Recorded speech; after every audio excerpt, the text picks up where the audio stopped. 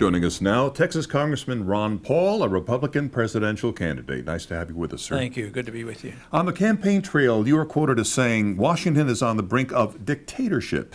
What led you to that belief?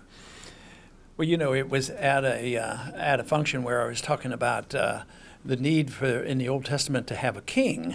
And the king was supposed to substitute for God. And all of a sudden, when they accepted the king took care of them and, of course, taxed them and used them in war and all these things.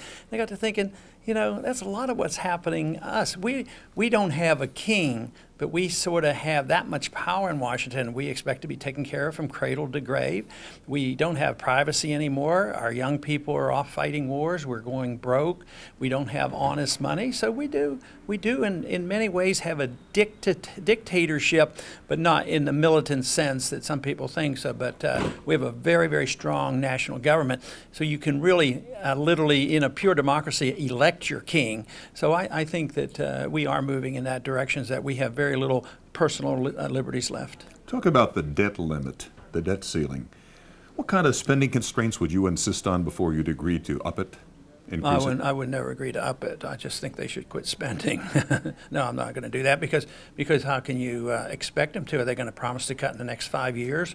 They've tried that before many times, and they're not trustworthy. They'll say they're going to cut, but the only thing that counts is this year. And this year, this current year, our obligations are going up $5 trillion when you add up all the entitlements and the deficits and what we borrow from Social Security.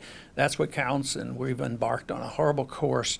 And they say, well, isn't you know, not raising the debt limit, isn't this a major crisis? Yeah, it's a significant problem, but what is much worse is to continue to spend. So you raise the debt limit, and you don't really cut spending, then you get into a major crisis, which is a dollar crisis, and that's a lot worse than biting the bullet and living within our means. We don't raise the debt limit. Does this country default on its debt?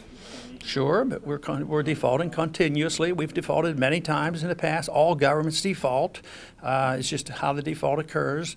Once in a while, they don't pay the bills, but that's not the usual way they do it. They default by just printing money. So who's going to be the victim?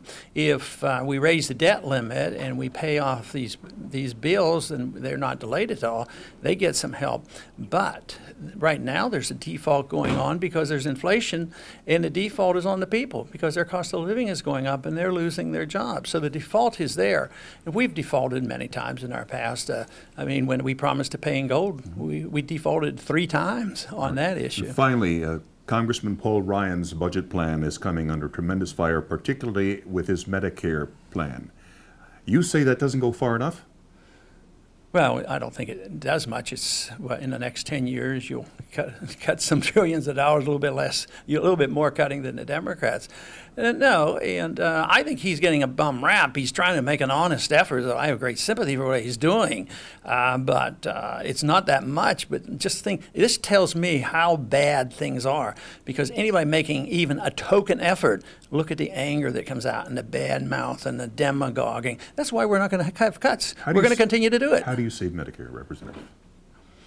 Well, I don't think it's going to be very easy. Now, I have a program and I have bills in that would have done it. Just, you know, many years ago, I had a bill in that refused to allow the Congress ever to spend any of the money that's allotted for Medicare or Social Security.